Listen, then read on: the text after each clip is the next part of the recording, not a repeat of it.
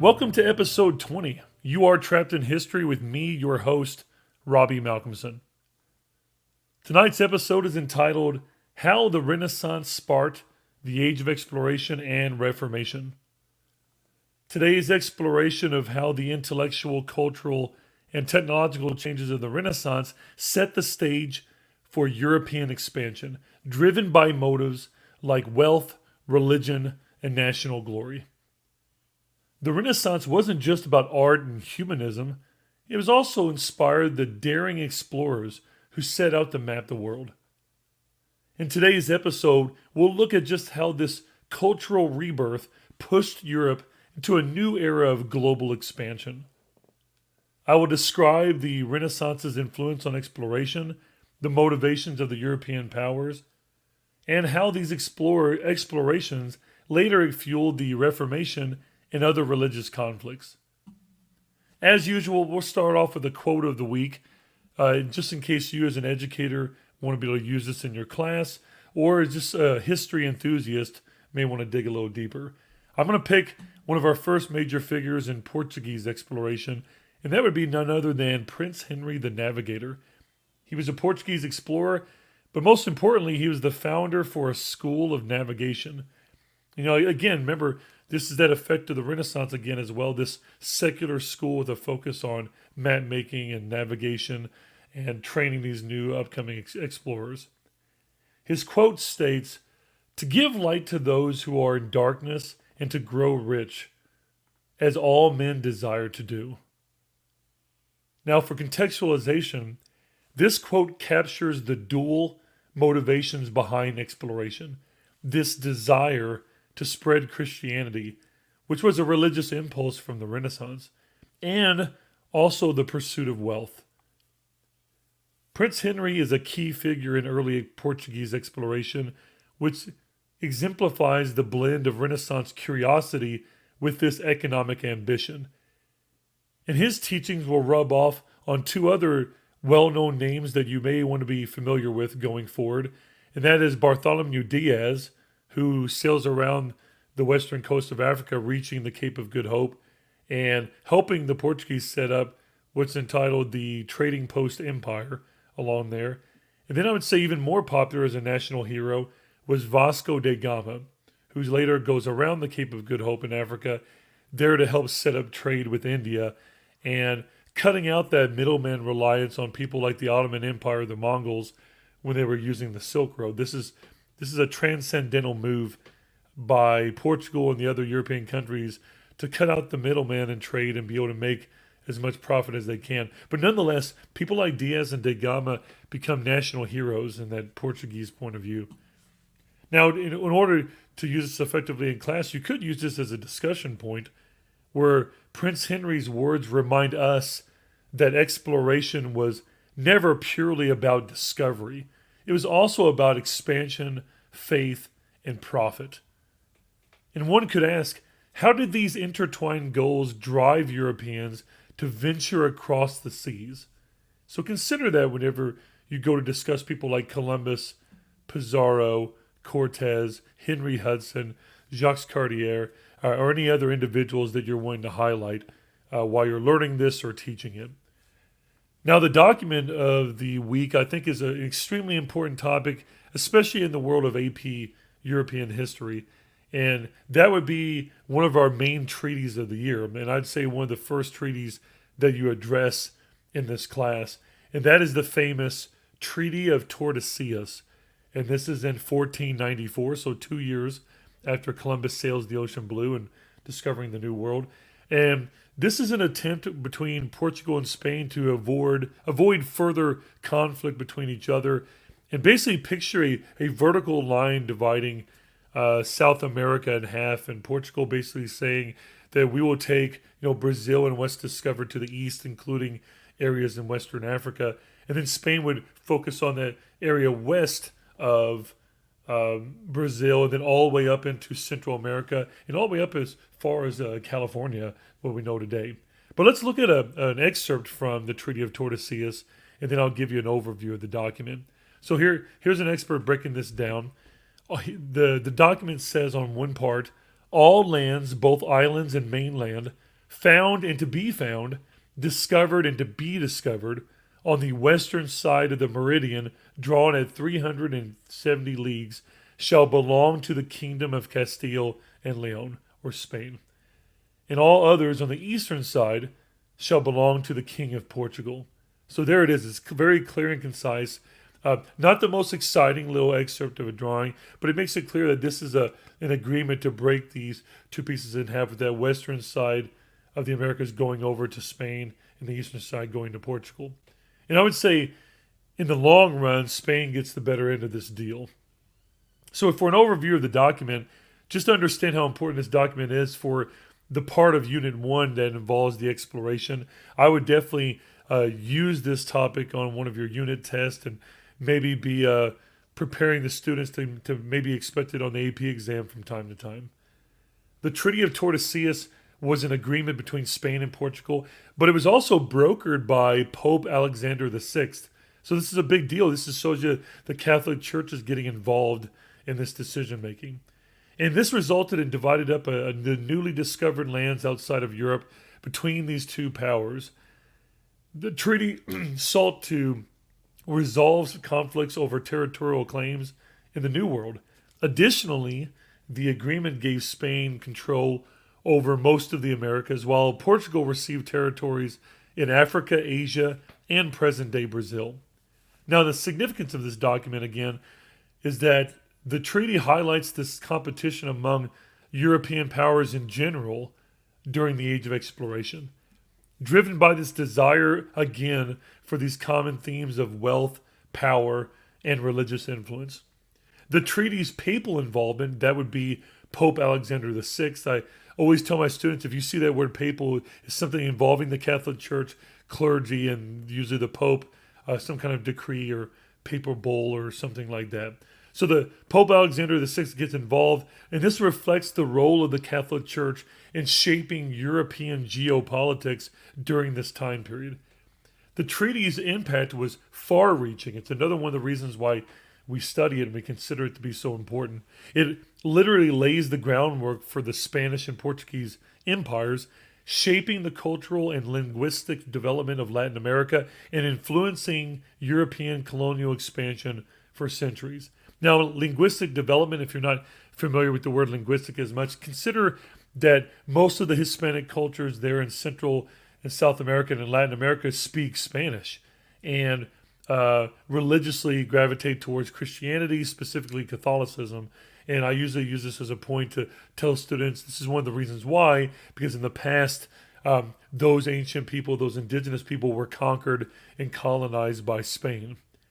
Now, going forward, this treaty represented the division of the world into two spheres of influence by European powers, reveals just how exploration and colonization were underpinned by this Eurocentric worldview that disregarded indigenous territories and sovereignty. And it's kind of foreshadows something in the future when you get to Unit 7, and that's something called social Darwinism, which is not an idea yet at this point, but it has that same philosophy to it, where the European powers see themselves as more civilized, more advanced. So whenever they meet these indigenous people, they're not going to negotiate with them and collectively bargain with them like equals. They see it as a chance to take them over, take advantage of them, use them as forced labor, and that's the dark side of that story.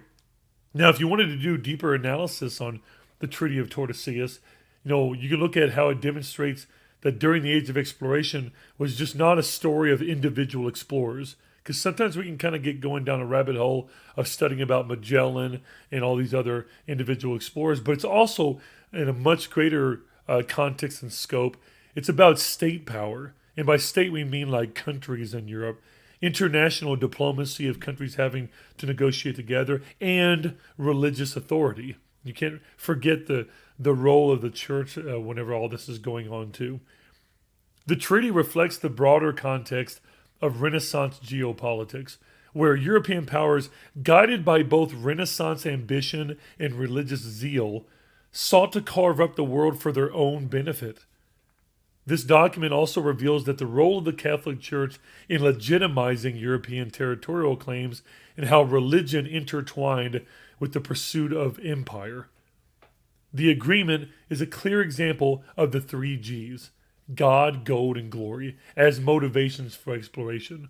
While justified by both the spread of Christianity, the real aim was to secure profitable trade routes and expand territorial control. The treaty's division of the world foreshadowed the later conflicts and negotiations among European powers as they competed for colonies, a dynamic that would shape the political landscape of the early modern era, especially as you get past Spain and Portugal and you get into the English arriving, the Dutch Republic arriving, the French getting involved. You see even more competition driving this. Now, let's move over to our main segment now, and that is ultimately the title of the podcast: How the Renaissance Led to the European Exploration and the Reformation. Now, the Renaissance revived, as we said in previous episodes, classical learning. And as a reminder, that classical learning would be philosophy from ancient Greece and Rome, mathematics and engineering and all these other broad and mostly secular ideas. It also spurred technological advancements and fostered an ambitious mindset that encouraged exploration. And these technological advancements include navigational technology, but we also can't overlook the printing press again and then its effect on spreading ideas around the world.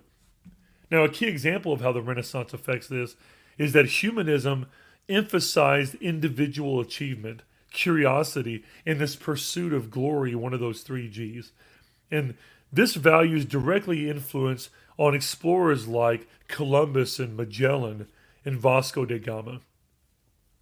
Now, also the discovery of Ptolemy's Geographia and advancements in cartography, which is map making, shipbuilding, and navigation, enabled these long-distance voyages and shaped European expansion.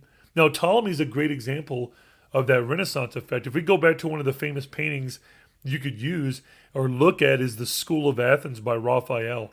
That's you even see Ptolemy there on the bottom right side, kind of holding the globe, and even Raphael has himself sort of painted in and photobombed right there by Ptolemy, this first real ancient Greek classical map maker and studier. So that's rediscovered again. It's brought in. You add that with the new technology, and then all of a sudden these explorers are sailing much further away from home, and they're getting commissioned to sail by monarchies and then other stronger organizations like the church. But also, don't forget about the rise of this new merchant class that's now also going to be forming joint stock companies like the Dutch East and West India Company to reduce risk and cost going forward.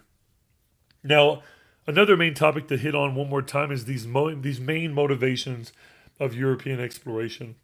That being, again, God, gold, and glory. Now, these threefold motivations of religious zeal and economic gain and national prestige drove European monarchies to sponsor overseas ventures or these journeys. This does not only account for them, but it also accounts for the rise of, as I said earlier, this new merchant class seeking to invest in what's called joint stock companies, or also these ventures. A key example would be the Spanish and the Portuguese monarchs sought to expand their empires by spreading Christianity, God, acquiring precious metals and trade goods, gold, and outcompeting rivals such as England and France, therefore gaining glory. These motivations led to rapid colonization, an establishment of trade routes, and competition among European powers for dominance, shaping the geopolitical landscape for centuries. Now, the intellectual curiosity of the Renaissance was key to the age of exploration. The Renaissance was a love of knowledge and discovery translated into practical applications for maritime exploration, maritime meaning on the sea. As well as it also was encouraging this questioning attitude. What else is out there? What other trade routes can we find? How can we spread religion? How can we gain wealth? Again, you can tie that back even to the economic philosophy of mercantilism again. Now, a key example of this would be the School of Navigation that we brought up earlier by Prince Henry the Navigator in Portugal, which symbolizes the Renaissance blending of scholarship and practical skills It became a secular center for developing maps, ships, and navigational techniques that truly drove European exploration. The Renaissance's blend of intellectual pursuit and technological innovation set a foundation for the global age, reshaping not only Europe but also the societies they encountered and colonized. Now, exploration in the Reformation, and Reformation being Unit 2 coming up, were linked by the spread of ideas and religious conflict. For example, the Protestant Reformation, which we'll get to, as started by Martin Luther in the German states in the Holy Roman Empire, directly influenced European colonial policies later and the religious motivations behind exploration itself. The spread of Protestantism, for example, this new denomination in Christianity after Martin Luther and Zwingli in Switzerland, and people like Calvin are breaking away from the Catholic Church. And as to go back, the spread of Protestantism in Europe led to religious competition also in the New World, not just in mainland Europe. And this will be countries like Spain will sought to counter Protestant influence by aggressively converting indigenous populations to Catholicism. As religious divisions deepened in Europe, both Protestant and Catholic nations used their overseas empires to further their religious agendas, whether by establishing missions or asserting religious dominance in those new territories. So I think that's a great place to, in this shorter episode, to think about contextually how does Unit 1's topics like Renaissance really lead to the exploration. And then I wanted to dabble a little bit into Unit 2. We will do some episodes, of course, over the Reformation. But I kind of wanted to show that, again, don't forget, the Reformation in Unit 2 overlaps the exact same time period window for your Unit 1. So it's a 1450 to 1648 time window here. Well, Unit 2 is like that too. That's why some teachers may do one big test over Unit 1 and 2 together, since they're on the same time periods. I still stick with doing Unit 1 separately in Unit 2, but I may change that in the future years down the road. Now, as we've seen in those last two hyper-focused episodes over the Renaissance, I wanted to leave you, the listener, with a couple of philosophy questions just to think about on your drive in the morning, or if you're listening to this, or if you're exercising, or if you're a student and you're trying to get extra help. This may push you to think a little bit deeper and connect what we went over the podcast in today to go to a deeper level and be ready to even write about it. So question number 1, could the age of exploration have happened without the intellectual and technological shifts of the Renaissance? So think about that. Did it take a rebirth of these ideas again and to really cause something as major like this type of exploration and colonization to happen on this scale, which was unprecedented at the time? Another question you could think of with that one to build off of it would be, how much does progress depend on a cultural mindset like the ones that were developed in the 15th century Europe? And this is a mindset predicated on secularism, individualism, rationalism, and humanism. And you should encourage your students or other friends of yours that might be interested in this topic to think about how cultural ideas influence practical achievements and whether major historical shifts always require a cultural rebirth like the way that the Renaissance did. And I like these questions because you have your content kind of question, and you always have your second half of a question to kind of tie it into the contemporary world for students to relate to, making it more personal and engaging to your students or other friends of yours that might be interested in history. Now, the last question to leave and end the podcast episode tonight would be, did the religious motivations of the Age of Exploration genuinely reflect a desire to spread faith, or were they more often a cover for the pursuit of wealth and power?